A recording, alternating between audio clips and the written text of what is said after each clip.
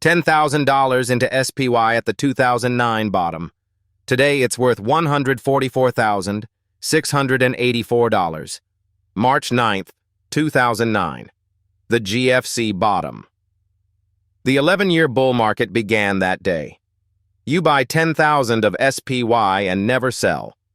On price alone, that climbs to $105,807 over 16 years. But the chart only tells half the story. Every quarter, SPY pays a dividend, and you reinvest every cent. Add those payments back in, and your $10,000 becomes $144,684, 14.5 times your money. And 27% of that profit came purely from dividends. One buy.